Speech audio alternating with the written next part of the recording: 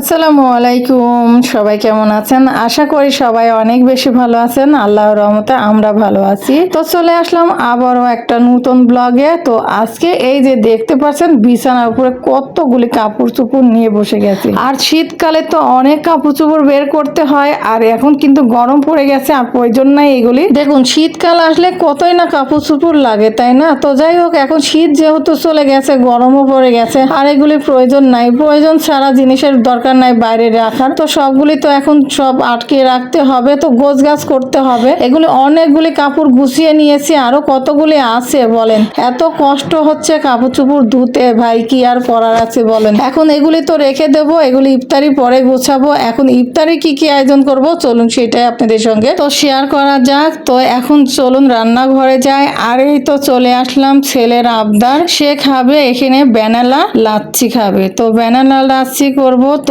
কিভাবে করব চলুন এটাই দেখাই দিই। তো এখানে ছেলে বলছে মা দুইটা খেজুর দিয়ে দাও, তো দুইটা খেজুর দিয়ে দিলাম। আর এখানে তিনটা কলা দিয়ে দিচ্ছি, কারণ ও সে কলা দিয়ে খাবে। আর কলা দিয়ে ও লাচ্ছিটা খেতে খুবই পছন্দ করে, তো স্বাদ অনুযায়ী চিনিটা দিয়ে দিচ্ছি। তো এখন ব্লেন্ড করে নিচ্ছি, নেওয়ার পরে সেগুলির পরিবেশন করে নিতে হবে। আর এইদিকে ছেলের আবদার ছিল কোয়েল পাখির ডিমের চপ খাবে, তো এখানে বেসনটা গুলিয়ে নিয়েছি। আর এই তো 4টা ডিম, এই 4টা ডিমেরই চপ হবে। আমরা যেহেতু মা ছেলে খাবো, আর আপনাদের ভাইয়া তো খাবে না, মেয়ে তো নাই, সে তো জানেন সবাই। তো যাই হোক, এখানে 4টা ডিমের চপটা ভেজে নিচ্ছি।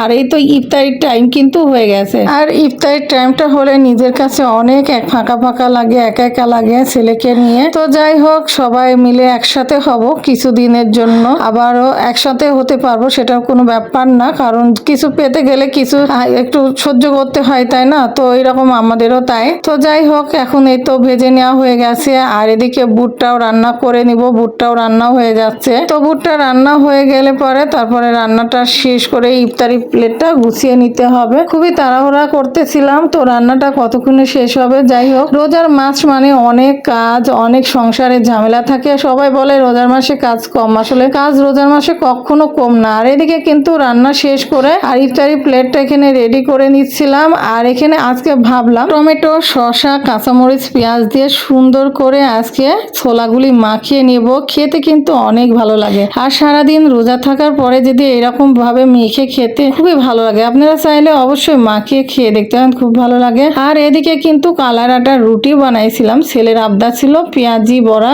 আর এখানে বুন্দিয়া, শসা, ছোলা সবকিছুই নেওয়া হয়েছে। আর তো ইফতারির মোটামুটি যেগুলি আয়োজন করার দরকার সবই করেছি। আর এই তো এগুলো আমি এখন মেখে নিব সুন্দরভাবে। বুটটা মেখে কিন্তু খেতে অসম্ভব ভালো লাগে। যারা খান নাই তারা অবশ্যই খেয়ে দেখতে পারেন, খুবই ভালো লাগে। আমার কাছে দুর্দান্ত লাগে, খুবই মজা লাগে। আপনারা ট্রাই করে দেখতে পারেন। তো যাই হোক, আজকে সারাদিনের ব্লগ আমার এই পর্যন্তই ছিল। কেমন লেগেছে অবশ্যই জানাবেন কিন্তু। তারপরে এই তো ইফতারির জন্য কিন্তু সব কিছু প্রস্তুত নেওয়া হয়ে গেছে। আর এই তো দেখুন, একটু সরিষার তেলও নিলাম। সরিষার তেল দিলে কিন্তু খেতে অনেক ভালো লাগে। আর সরিষার তেলের একটু ঝাঁঝালো থাকে, ঝাঁঝালোটাও খুবই ভালো লাগে। তাই তো সব বুটগুলি ঢেলে দিলাম, দিয়ে এখন মেখে নিলাম।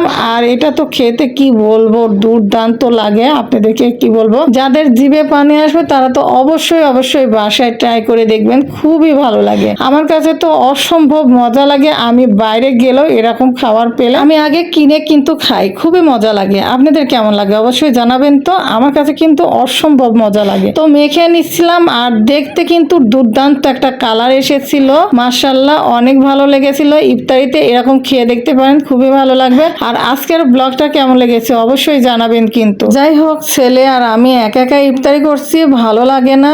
আর আপনাদের ভাইয়াও দোকানে যায়, ব্যস্ত হয়ে যায়, আর আসার সময় পায় না। যেহেতু প্রতিবার আমরা 4 জনে একসঙ্গেই থাকি, এবার একটু আলাদা, মেয়ে যেহেতু নাই, একা একা ভালোও লাগে না। যাই হোক, আজকের ব্লগটা এই পর্যন্তই। আল্লাহ হাফেজ, আসসালামু আলাইকুম।